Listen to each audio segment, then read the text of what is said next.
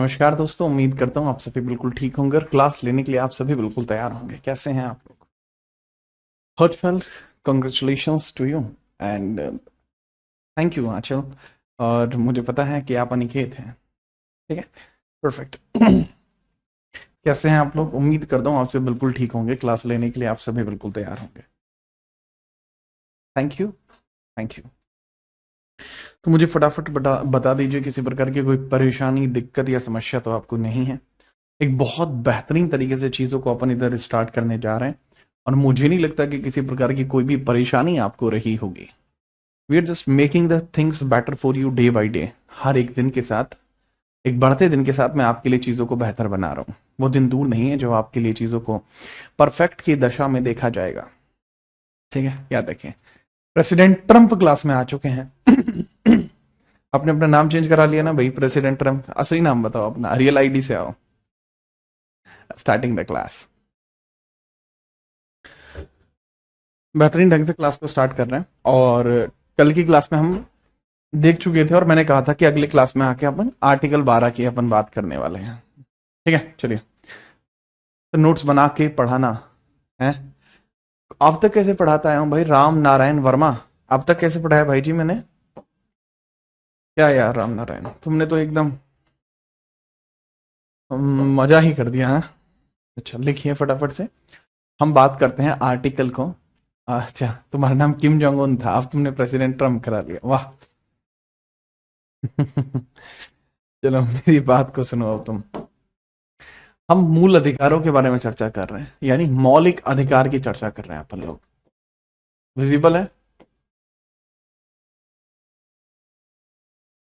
Fundamental rights की चर्चा कर रहे हैं।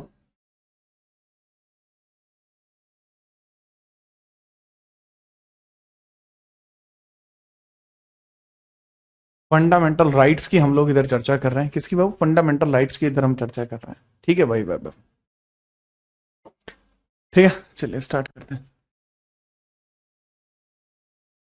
तो मौलिक अधिकार के बारे में हम बात करते हैं सबसे पहले कि भाई आर्टिकल 12 और 13 को पहले अपन पढ़ेंगे। आर्टिकल 12 और 13 को हम पढ़ेंगे, उसके बाद मैं आगे बढ़ूंगा। आर्टिकल 12 क्या कहता है? ठीक है, चलिए। सर बुक बाबू, बुक का जो लॉन्चिंग इवेंट है कल शाम 4 बजे का है। मैंने कहा कि मंगल चीजें मंगल को हो तो अच्छा है। ठीक है, चलो बात को समझिए। आर्टिकल 12 क्या कहता है? आर्टिकल 12 बेसिकली बड़े प्यार से आपके कान में आके कहेगा, गुपचुप गुपचुप तरीके से बताएगा कि राज्य शब्द की परिभाषा क्या है। ये राज्य शब्द की परिभाषा बताता है। राज्य शब्द की परिभाषा, राज्य शब्द की परिभाषा, राज्य शब्द की परिभाषा बेसिकली ये बताता है। बात को बहुत ध्यान से समझना। Definition of state word, definition of state word,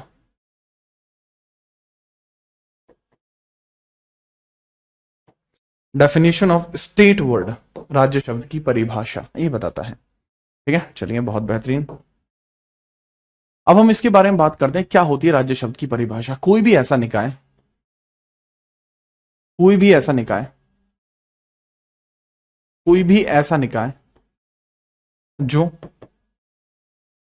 पहले तो प्रशासनिक हो, जो प्रशासनिक गुण रखता हो, प्रशासनिक गुण रखता हो, कोई भी ऐसा निकाय जो प्रशासनिक गुण रखता हो तथा तथा संवैधानिक हो, तथा संवैधानिक हो, संवैधानिक हो, something having, any body having, any body, any body having administrative features, administrative features and is constitution, and is constitution, and is constitution।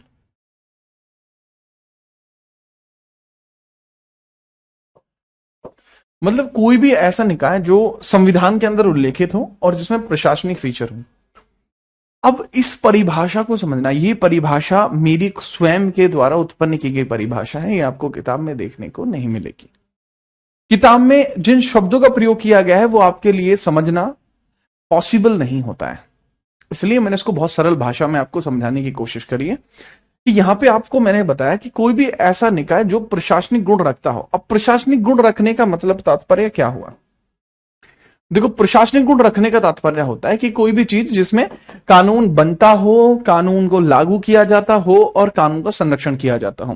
प्रशासनिक गुण का मतलब ही क्या है कि भाई कोई भी ऐसा निकाय जिसके अंदर लॉ मेकिंग होती हो, उसके बाद लॉ इंपोजिंग होती हो,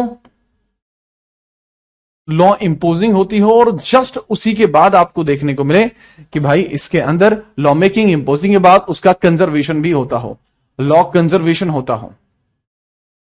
तो ये सभी चीजें इसमें आपको देखने को मिल जाती हैं कि लॉ मेकिंग भी चल रही है, लॉ इंपोजिंग भी चल रही है और लॉ कंजर्वेशन भी इधर आपको देखने को मिल रहा है। तो सारी चीजें बेसिकली आपको इसमें देखने को मिल रही होती हैं। तो उसी के बारे में अपन लोग इधर चर्चा करने वाले हैं, उसी के बारे में अपन इधर चर्चा करने वाले हैं। ठीक है, तो फटाफट से उसके बारे में थोड़ा सा देखिए किस प्रकार से हम इसकी चर्चा कर सकते हैं। फटाफट से हम देखते हैं कि इसकी चर्चा किस प्रकार से की जा सकती है। तो बात को बहुत ध्यान से समझना। ठीक है, पहला तो पॉइंट ये हुआ कि भाई प्रशासनिक गुण रखता हो, दूसरा पॉइंट हुआ कि वो संवैधानिक हो, मतलब उसका जिक्र संविधान में किया गया हो। राइट, अब बहुत ध्यान से मैं बात करता हूं।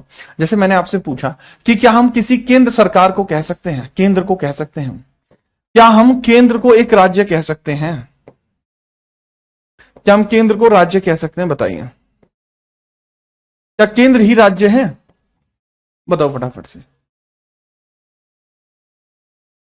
थोड़ा दिमाग लगाओ और बताओ, क्या केंद्र ही राज्य है? सर देखो, अगर हम बात करें केंद्र का मतलब क्या हुआ? सेंटर। ठीक है भाई जी, राज्य यानी स्टेट। ठीक है, बट सर यहां पर जो स्टेट शब्द को क्वालिफाई कर रहा है वो ये डेफिनेशन कर रहे हैं, क्या सेंटर में हम कानून बनाते हैं? हाँ सर, सेंटर में कानून बनता है। कैसे नहीं बनता, कैसी बात कर रहे हो? मतलब कहने की बात है कि कानून बनता है। हाँ जी सर, ठीक है। क्या केंद्र के बारे में जिक्र संविधान में है? बिल्कुल है, तो कह सकते हैं, क्योंकि बाबू इसका जो केंद्र है, संविधान का जो भाग 5 है क्या कहता है? संविधान का भाग 5 है क्या कहता है? केंद्र में शासन। क्या था केंद्र में शासन? तो इससे हमें एक चीज पता लगी कि केंद्र में जो शासन है वो संविधान में है, क्योंकि भाग 5 में लिखा है, इसका मतलब संवैधानिक कॉन्स्टिट्यूशनल है। दूसरा, सेंट्रल लेवल पे आप भी जानते हैं कानून बनता भी है, उसको लागू भी किया जाता है। तो दोनों ही आंसर आपके हाँ में सेटिस्फाई होते हैं और इस आधार पर हम कह सकते हैं कि भाई ये एक राज्य है। दूसरा, एक राज्य को कह सकते हैं क्या हम?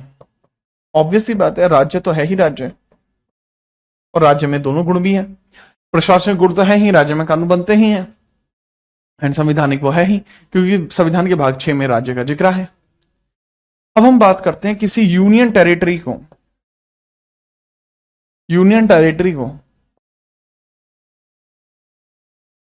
क्या हम किसी यूनियन टेरिटरी को राज्य कह सकते हैं?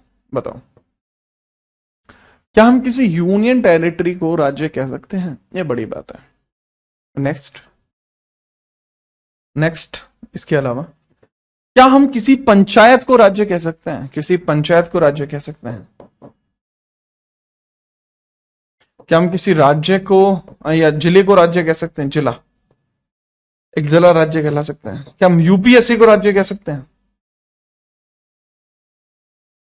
फटाफट बताओ बाबू। राज्य होने के लिए 2 कंडीशन चाहिए। पहला, कि उसके अंदर कानून बनते हों। देखो बात है कि भाई यूटी में भी कानून बनते हैं, आप भी जानते हैं कि यूटी में कानून बनते हैं। अब क्योंकि कानून बनते हैं, पहली कंडीशन सेटिस्फाई हो गई। क्या यूटी का जिक्र संविधान में है? हाँ जी, यूटी का जिक्र संविधान में, संविधान का जो भाग 8 है वो यूटी के लिए है, इसका उल्लेख कह सकते हैं। पंचायतों का जिक्र संविधान में है। हाँ, क्या पंचायतों में कानून बनते हैं? बनते हैं। क्या जिले का जिक्र संविधान में है? कानून बनते हैं? बनते हैं। यूपीएससी का जिक्र संविधान में है, संविधान का भाग 15 नहीं, संविधान का भाग 14 नहीं देखा, संविधान का भाग 14 नहीं देखा पंचायत यूपीएससी के बारे में। क्या यूपीएससी में कानून बनते हैं? बनते हैं। तो बस सीधी बात हुई, ये भी राज्य आपका हो जाएगा। तो सारे के सारे पॉइंटर्स क्लियर करते हैं कि भाई ये सभी चीजें राज्य की कैटेगरी में आती हैं। All these things are in the category of state. ठीक है, चलिए, सीधी बात। ठीक है सर जी। लेकिन इसमें अब कुछ बच्चों को डाउट आता है, जैसे कुछ बच्चे पूछे सर क्या आरबीआई एक स्टेट है? वो एक एक्सेप्शन है। इसके अलावा कुछ आपको एक्सेप्शन देखने को मिलते हैं, अपवाद, यानी कि अपवाद देखने को मिलते हैं। कुछ ऐसे भी होते हैं जिनका प्रशासनिक गुण तो होता है परंतु संवैधानिक नहीं होते, लेकिन फिर भी वो राज्य होते हैं। जैसे आरबीआई या कोई भी, जितने भी हमारे सेंट्रल बैंक्स हैं वो सब स्टेट हैं। जितने भी हमारे सेंट्रल बैंक हैं वो सबके सब स्टेट हैं। केंद्रीय जितनी भी बैंक है, केंद्रीय, सभी केंद्रीय बैंक राज्य कहला सकते हैं, क्योंकि यहां पर आप देखते हैं कि प्रशासनिक गुण तो है पर संविधान में उसका जिक्र नहीं है। जैसे आरबीआई कहला सकता है एक स्टेट। अच्छा, एनसीईआरटी ये भी एक स्टेट है। ये एक अपवाद के तहत स्टेट है, इनको डेफिनेशन सेटिस्फाई नहीं करती, नोट कर लीजिए। क्या हुआ भाई? अजय चौधरी। अब इसके बाद हम लिखते हैं डेफिनेशन ऑफ आर्टिकल 13। इसके बाद हम आर्टिकल 13 को देखते हैं, पहले इसे नोट करो।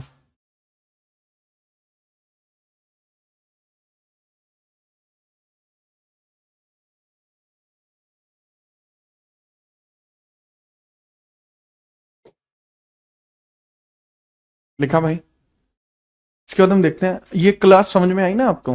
हाँ, रेलवे, रेलवे का एनसीईआरटीसी बोर्ड, एनसीईआरटीसी बोर्ड, रेलवे का जो बोर्ड होता है वो। जिले कौन से आर्टिकल में होते हैं बाबू? जिले का डायरेक्टली कोई स्पेसिफिक आर्टिकल नहीं होता, जिले पंचायत का हिस्सा होते हैं, इस कारण से इसको इसमें शामिल किया जाता है। जिले पंचायतों का हिस्सा होते हैं, कहा जाता है कि हर एक जिले में पंचायत होगी, तो जिले का उल्लेखीकरण संविधान में हो गया। अब उल्लेखीकरण अगर संविधान में हो गया तो बात खत्म, याद रखें।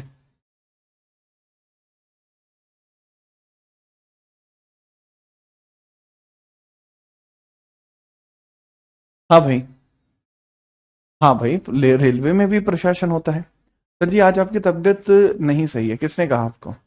ये सब झूठ है। तबीयत कैसे सही नहीं होगी ये बताइए? सब कुछ ओके है?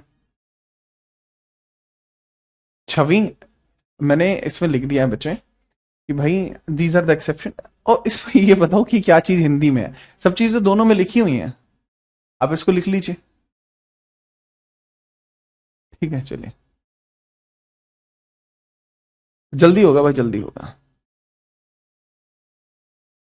3 होती है बस, संडे में क्लास नहीं होती ना, सैटरडे में होती है आपकी। हेडिंग डाल लीजिए आर्टिकल 13।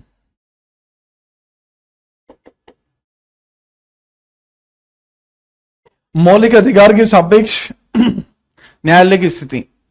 मौलिक अधिकार के सापेक्ष न्यायालय की स्थिति। मौलिक अधिकार के सापेक्ष, मौलिक अधिकार के सापेक्ष, के सापेक्ष न्यायालय की स्थिति,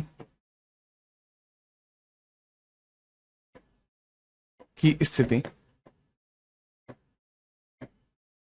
मौलिक अधिकार के सापेक्ष न्यायालय की स्थिति का वर्णन यहां पर करना है। ठीक है, फटाफट से। हाँ, एलआईसी भी आएगा इसमें भाई, एलआईसी भी आएगा, एक्सेप्शन में आएगा।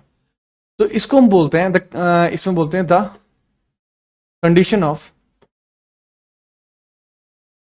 Court with respect to fundamental right.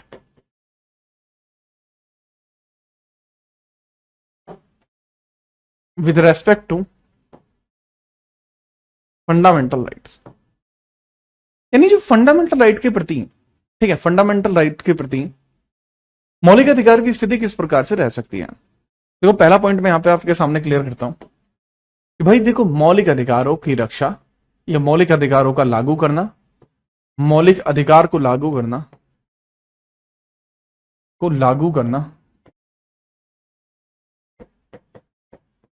मौलिक अधिकार को लागू करना किसकी जिम्मेदारी है? फिर मौलिक अधिकार को लागू करना, ये जिम्मेदारी किसकी है? यह है न्यायालय की जिम्मेदारी, यह न्यायालय का अधिकार है। या कह सकते हैं न्यायालय की जिम्मेदारी है, की जिम्मेदारी है की जिम्मेदारी है। तो न्यायालय की जिम्मेदारी आपको देखने को मिल जाएगा, रेस्पॉन्सिबिलिटी ऑफ कोर्ट है ये, रेस्पॉन्सिबिलिटी है जी, रेस्पॉन्सिबिलिटी। तो रेस्पॉन्सिबिलिटी के अंतर्गत हम बात करते हैं, रेस्पॉन्सिबिलिटी के अंतर्गत हम बात करते हैं न्यायालय की जिम्मेदारी क्या है, क्यों है। देखो, और कौन से न्यायालय की बात कर रहे हैं, यहां केवल हम दो ही प्रकार के न्यायालय की बात करते हैं, या तो सुप्रीम कोर्ट या हाई कोर्ट, और किसी की बात हम यहां नहीं करते। तो कहने की बात क्या हुई कि भाई अगर आपके फंडामेंटल राइट्स हैं तो उनको दिलाने का अधिकार किसके पास है, या तो बाबू सुप्रीम कोर्ट के पास है या फिर हाई कोर्ट के पास है, किसी और के पास वो अधिकार नहीं है। बात ही समझ में। तो ये आपका सबसे बड़ा पॉइंट यहां पर आपको देखने को मिलता है। ठीक है, चलिए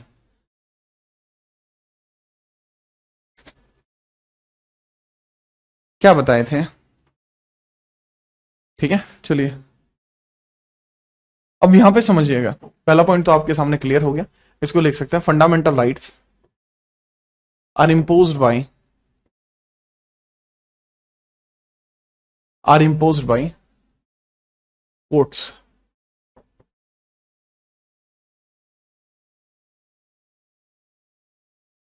सुप्रीम कोर्ट और हाई कोर्ट, इस तरीके से होता है। क्लियर है, चलिए।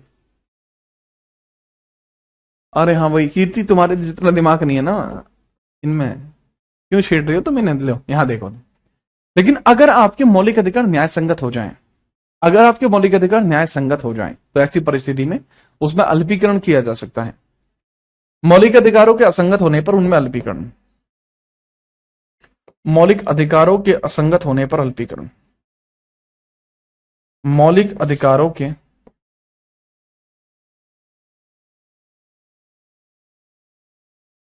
मौलिक अधिकारों के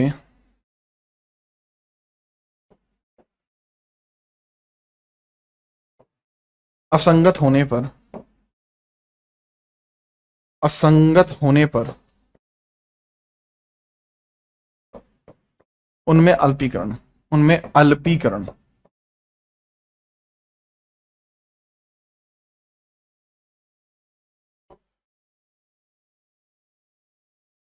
मौलिक अधिकारों के असंगत होने पर उनमें अल्पीकरण किया जा सकता है।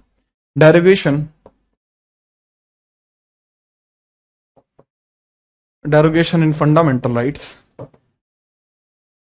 if inconsistent। चश्मा देना अपना, एक ही है।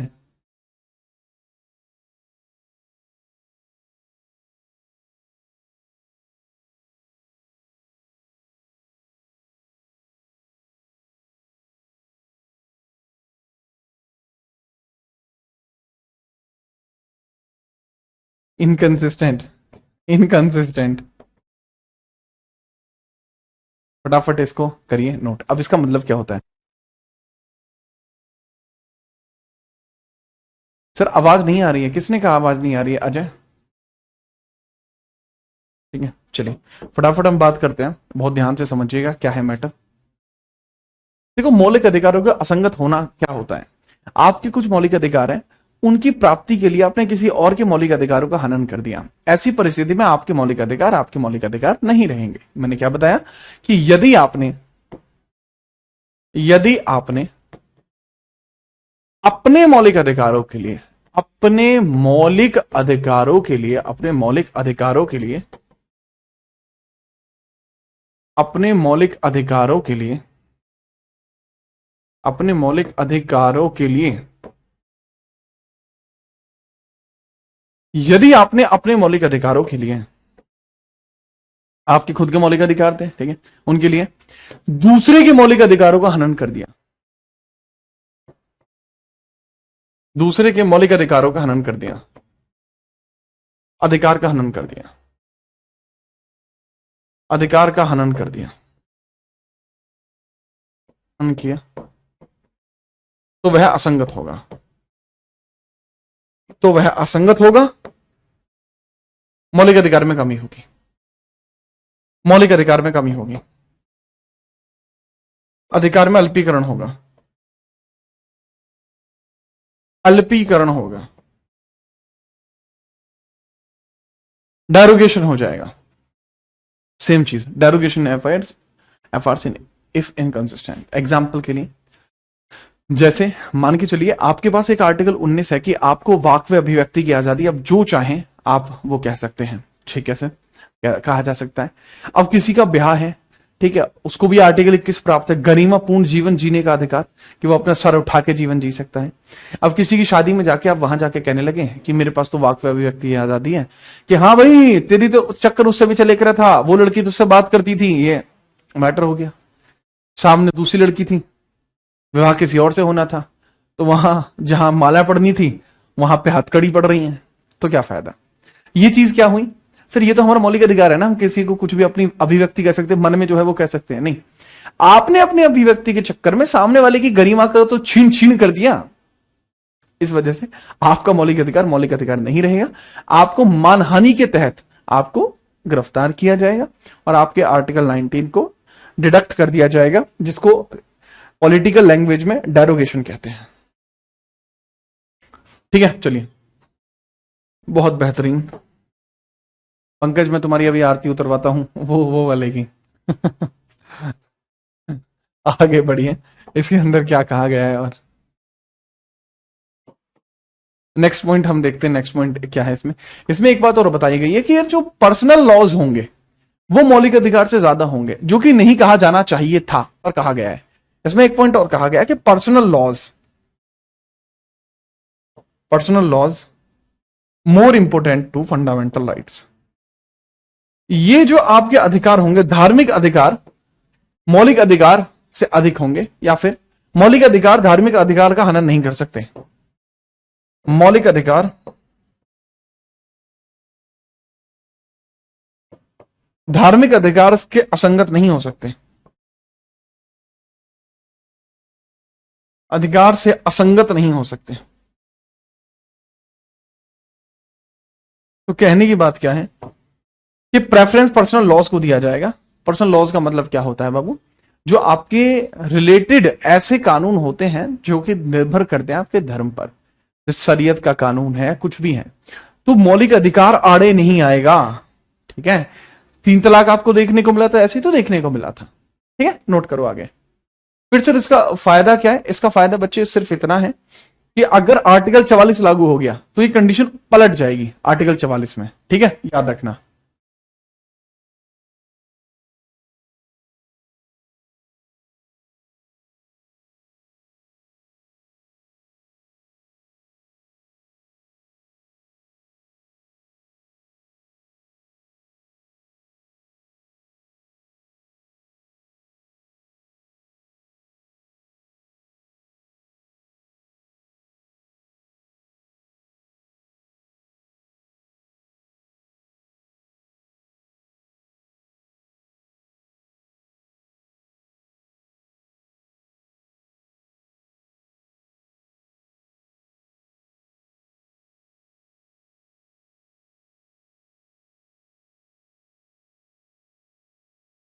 नोट हो गया आपका, चलिए।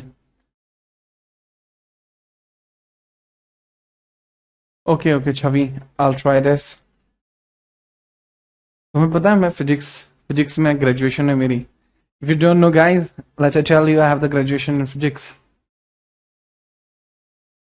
बट मैं पढ़ाता नहीं हूँ फिजिक्स। आगे बढ़िए, ठीक है, चलिए, याद रखना। आगे बढ़ते हैं, आर्टिकल 14। अब यहां से शुरुआत होती है बच्चे आपके एग्जैक्टली मूल अधिकारों की। यहां से शुरुआत होती है आपके एग्जैक्टली मूल अधिकारों की, शुरुआत होती है यहां से। ठीक है, फटाफट हम बात करते हैं, ध्यान से देखिए। मूल अधिकार, मूल अधिकार आपके यहां से स्टार्ट होते हैं। अभी तो परिभाषा थी ना खाली, फंडामेंटल राइट्स।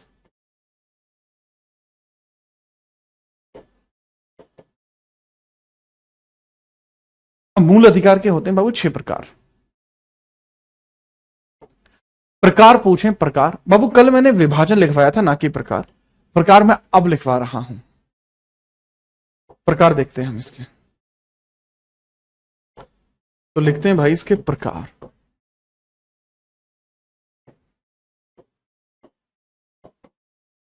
प्रकार देखते हैं, प्रकार।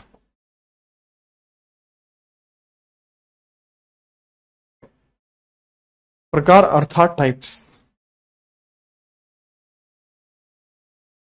अर्थात टाइप्स। प्रकार अर्थात टाइप्स हम देखते हैं, ठीक है। चलो, पहला आपको देखने को मिलता है समानता का अधिकार, समानता यानी इक्वलिटी राइट्स। दूसरा देखने को मिलता है फ्रीडम यानी कि स्वतंत्रता, स्वतंत्रता यानी कि इंडिपेंडेंस या फ्रीडम बोल सकते हैं अपन, ठीक है। तीसरा आपको जो देखने को मिलता है वो देखने को मिलता है शोषण के विरुद्ध, समानता के स्वतंत्रता का अधिकार। बहुत बढ़िया जी, बहुत बढ़िया, फ्रीडम। तीसरा आपको देखने को मिलता है शोषण के विरुद्ध, विरुद्ध, अगेंस्ट एक्सप्लॉइटेशन, एक्सप्लॉइटेशन, ठीक है। पहला, दूसरा, तीसरा, चौथा आपको देखने को मिलता है शोषण के विरुद्ध के बाद देखने को मिलता है आपको, ठीक है। चलिए,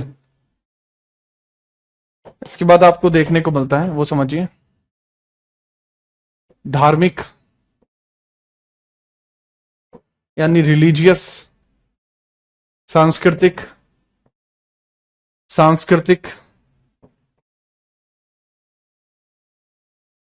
कल्चरल। पहला इस बीच में अब होता था एक, होता था अब नहीं होता, और फिर संवैधानिक उपचार, उपचार, कॉन्स्टिट्यूशन रेमेडी, कॉन्स्टिट्यूशन रेमेडी,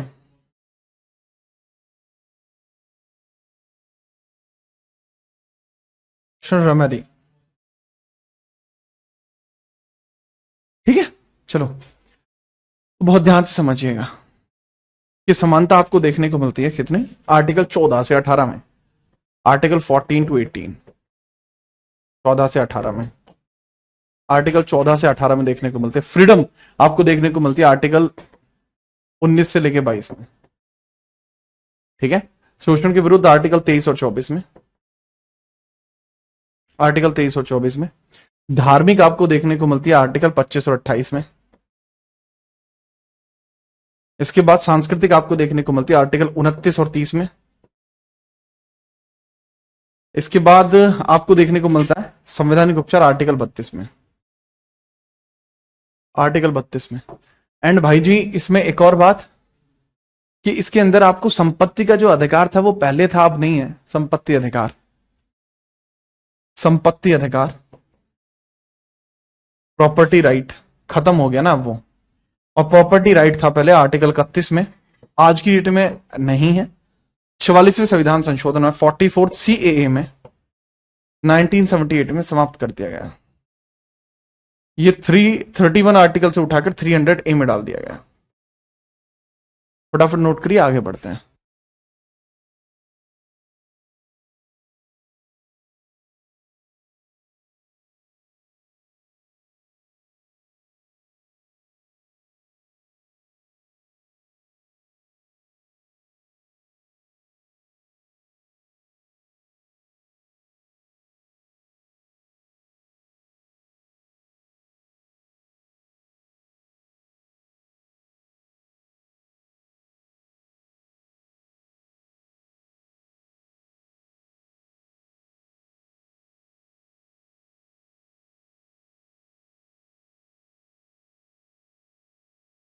चलिए भाई, बात है समझ में आपको। कल्चरल एंड एजुकेशनल, अरे सिर्फ कल्चरल उसको बोलते हैं, एजुकेशनल उसका आर्टिकल 30 होता है खाली। जब उसको पढ़ेंगे तो उसमें उस चीज को वैसे ही देखेंगे, ठीक है जूही। चलो, आपका जो नाम है बढ़िया है भाई साहब, जूही, ठीक है। आगे बढ़ते हैं। अच्छा, रूपेंद्र कुमार भाई, यार बढ़िया। रूपा भाई, केड़ा काम है आपका। अब यहां आप समझिए, समानता के अधिकार को देखते हैं। समानता का अधिकार, समानता का अधिकार आर्टिकल 14, सीधा हेडिंग डालिए आर्टिकल 14, बात खत्म करिए। आर्टिकल 14 क्या कहता है, बहुत जोर की बात कहता है आर्टिकल 14, कानून के समक्ष समानता, कानून के सामने सब बराबर है। कानून के समक्ष समानता, equality before law, equality before law, equality before law, equality before law, कानून के समक्ष समानता, इक्वालिटी बिफोर लॉ आपको देखने को मिल जाता है। बड़ी बात वही है कि इक्वालिटी बिफोर लॉ का मतलब है कानून की नजरों में आप कोई भी हो, आप बराबर रहेंगे, ऐसा लिखा तो हुआ है। अब वो कहां तक होता है आप भी जानते हैं। ठीक है, कानून की नजरों में सब समान है, आप किसी भी धर्म, जाति, वर्ग, किसी से भी मालिक करते हो, वो आप हैं बराबर, मतलब बराबर। ठीक है सर, ओके सर, समझ गए, ठीक है। लेकिन इसमें कुछ अपवाद हैं, अब बताइए अपवाद क्या है, सोचिए क्या अपवाद होंगे।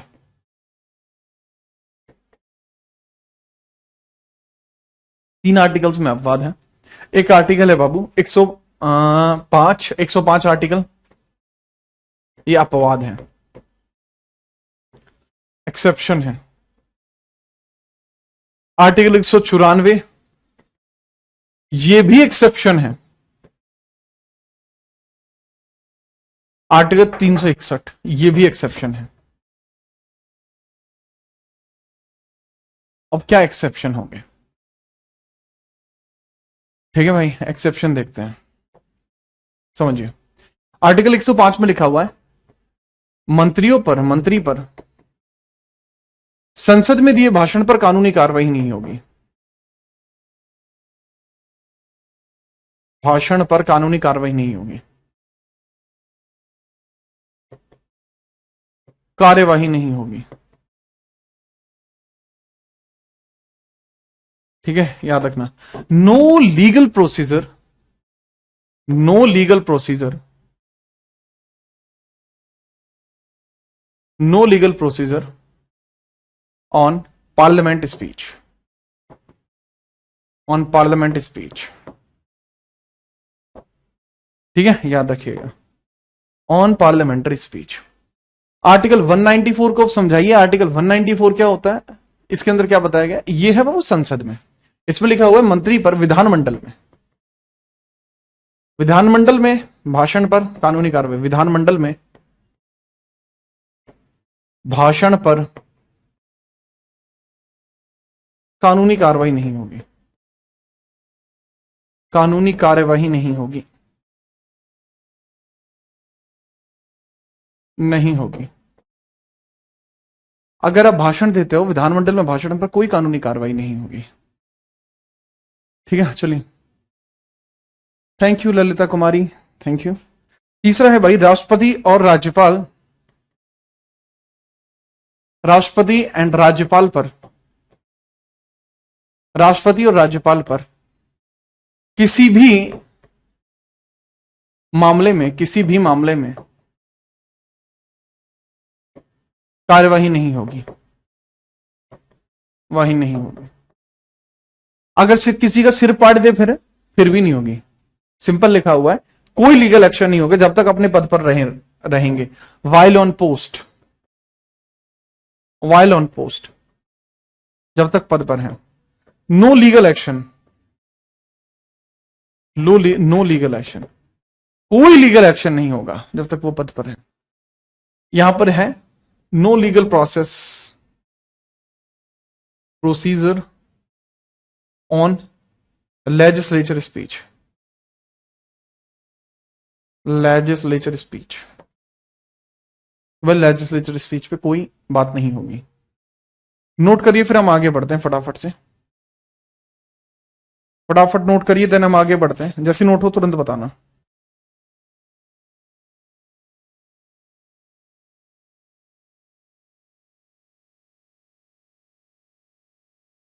फटाफट बताओ बाबू। सर क्या सीमा के साथ सचिन भी पाकिस्तान गया? नहीं, कुछ नहीं गया। और हटने के बाद क्या होगा? तभी भी कार्रवाई नहीं होगी, हटने के बाद अगर आरोप करेगा तो कार्रवाई होगी। ठीक है, चलिए। अपवाद का अर्थ एक्सेप्शन, अपवाद का मतलब होता है एक्सेप्शन, ये रखा ना इंग्लिश में, एक्सेप्शन। कोई चीज जो साधारणतः बिल्कुल ना हो, उसको थोड़ा अलग माना जाए। ठीक है सर, 361 बहुत भयंकर है। हाँ बिल्कुल भयंकर है भाई। अगर राष्ट्रपति किसी को टक्कर मार दे फिर भी नहीं होगी, अच्छा, ठीक है, ओके। आर्टिकल 15 देखिए अब आप। आर्टिकल 15, आर्टिकल 15 में बताया गया समानता का अधिकार है, आर्टिकल 15। ठीक है, किसी प्रकार का कोई विभेद नहीं होगा, किसी प्रकार का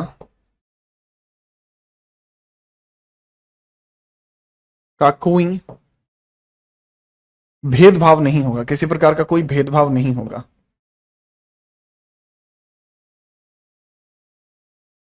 किसी प्रकार का कोई भेदभाव नहीं होगा। No discrimination on any basis, no discrimination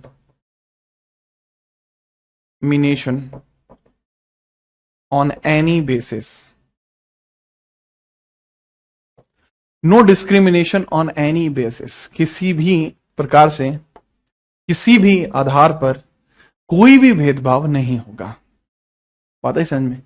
murder कर दे फिर तब भी नहीं होगा बाबू।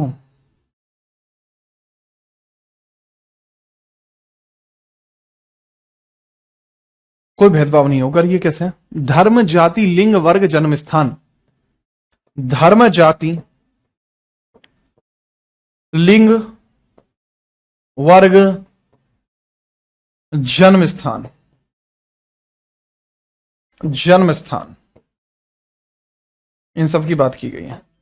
धर्म, जाति, लिंग, वर्ग, जन्म स्थान। अब कैसे लिखेंगे? रिलीजियस बेसिस पर अलग नहीं माना जा सकता कि रिलीजियस हो गए, कास्ट, लिंग, जेंडर, वर्क ग्रुप या बर्थ प्लेस, इस बेसिस पर कोई भी विभेद नहीं होगा। नोट करो, कोई विभेद नहीं होगा, नोट करो।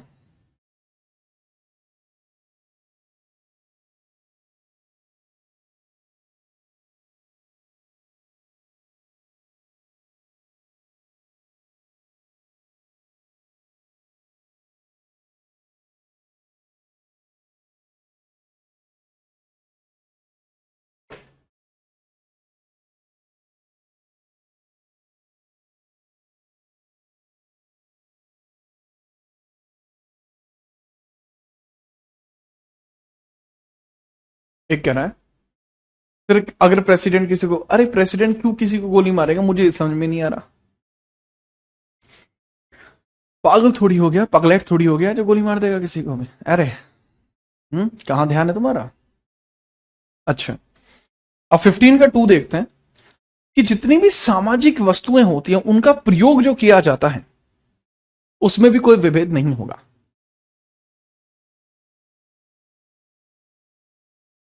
बात को समझो। आर्टिकल 15 का 2 समझिए, बताता है कि सामाजिक वस्तुओं के, कोई सार्वजनिक वस्तु है, ठीक है, चलिए उसके बारे में बात करते हैं। तो सार्वजनिक वस्तुओं के प्रयोग में किसी प्रकार का कोई भी विभेद नहीं होगा। सार्वजनिक वस्तुओं के प्रयोग में, वस्तुओं के प्रयोग में विभेद नहीं होगा, प्रयोग में विभेद नहीं होगा, नहीं होगा। नो डिस्क्रिमिनेशन, नो डिस्क्रिमिनेशन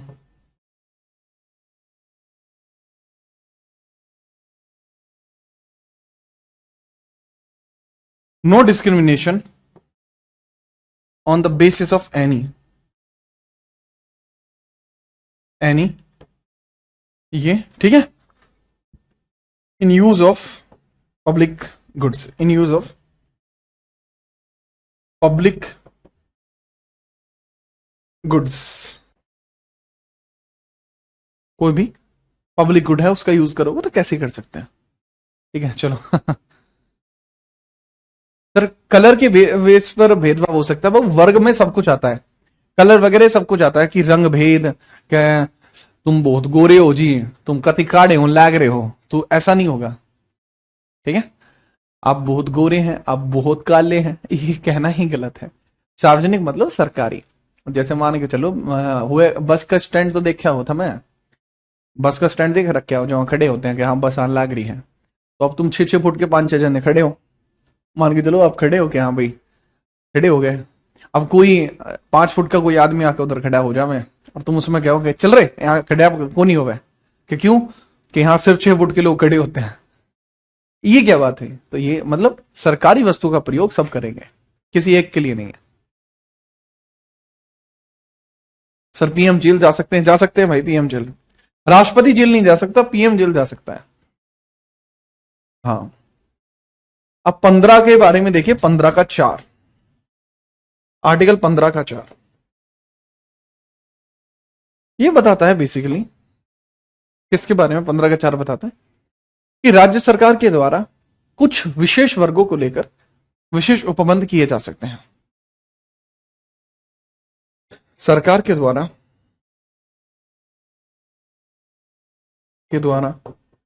विशेष वर्गों के लिए विशेष उपबंध किए जाते हैं। सरकार के द्वारा विशेष वर्गों के लिए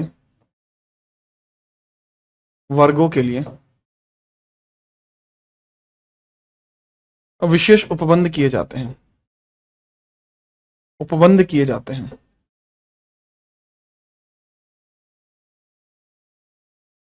क्या मैंने बताया, सरकार के द्वारा विशेष वर्गों के लिए विशेष उपबंध होंगे। ठीक है, क्लियरली इसको लिखना, बिल्कुल सापम साप लिखना इसको, कि सरकार के द्वारा विशेष वर्गों के लिए विशेष उपबंध होंगे, स्पेशल प्रोविजंस, यही आरक्षण है, special provision for special groups.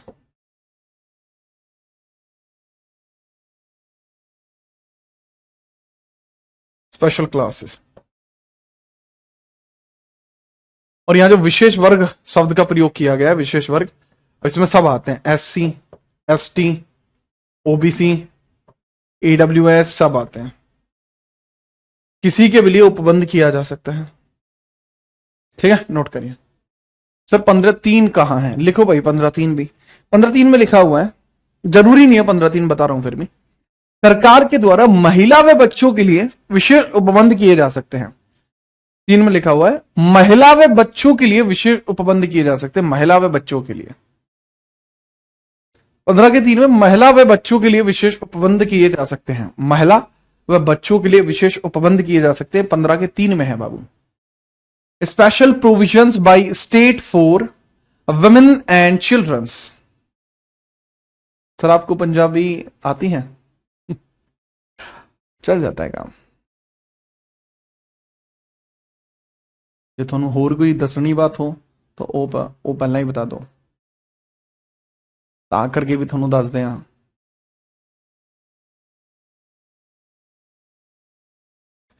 हाले करता नोट,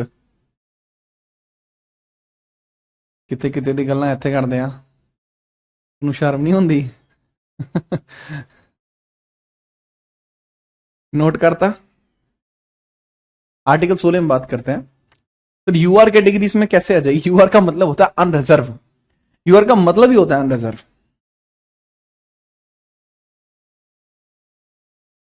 सर जनरल के साथ भेदभाव क्यों? क्या रे ट्रम्प, ये बोल रहा है कि विशेष उपबंध दे रहे हैं, तो ये भेदभाव की बात क्या हुई? फटाफट बात करते हैं आगे, आगे बात करते हैं, देखिए फटाफट से। Article 16, now we talk about article 16।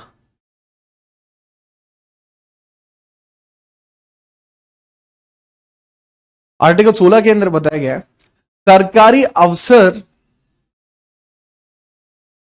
को उपलब्ध कराने के लिए समानता बनाए रखना, सरकारी नौकरी के अवसर की समानता, अवसर की समानता। इसका मतलब क्या हुआ? अवसर, कौन से अवसर की समानता है? जो सरकारी नौकरी का होता है ना, उसके बारे में बात करते हैं। ठीक है, चलो। Equality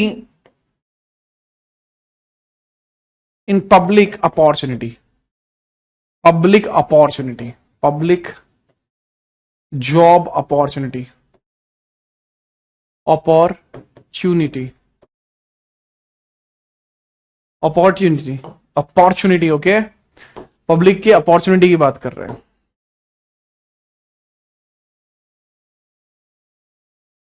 public job opportunity.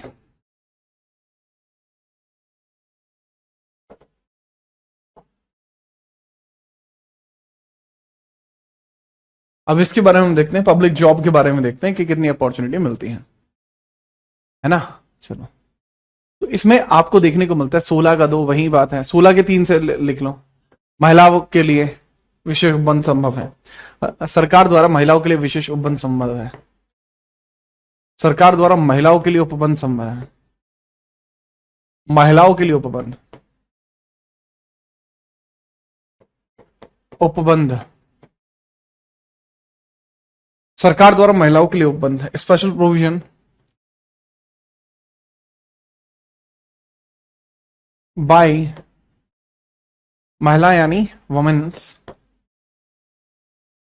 By government. और 16 की 4 में वही लिखा हुआ है कि नौकरी के अवसर में, नौकरी के अवसर में विशेष वर्ग SC ST OBC आदि को आरक्षण। Reservation for special group in jobs, reservation for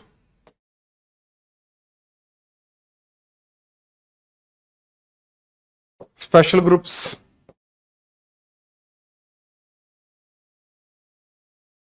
SC ST OBC others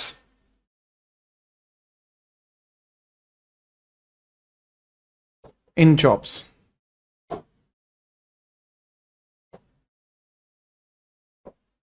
ठीक है, याद रखिएगा। ठीक है, आगे बढ़ते हैं। 16 के 3 और 16 का 4, ये आपको इस प्रकार से देखने को मिलता है।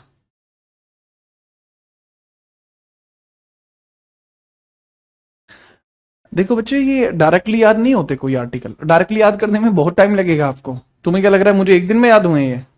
मुझे बहुत लंबा टाइम लगा इस चीज को याद करने में। आप डायरेक्टली आपको सारा याद करना ही नहीं है, आपको सिर्फ क्वेश्चंस लगाने हैं। ठीक है ज्योति, आपको सिर्फ क्वेश्चंस इसके लगाने हैं।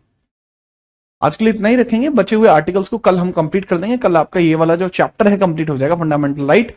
फिर हम स्टार्ट करेंगे कल ही DPSP, क्योंकि शुरुआती तौर पर इसका जो रिदम बनाना था वो रिदम बन चुका है। विशाल मेगामार्ट की सिपाही भर्ती में नहीं आएगा, नहीं। ठीक है, याद रखें। तो इतना ही रहेगा आज की क्लास में, बड़ा बढ़िया लगा। हाँ, कमेंटों का इशू है, सबके कमेंट नहीं आ रहे थे।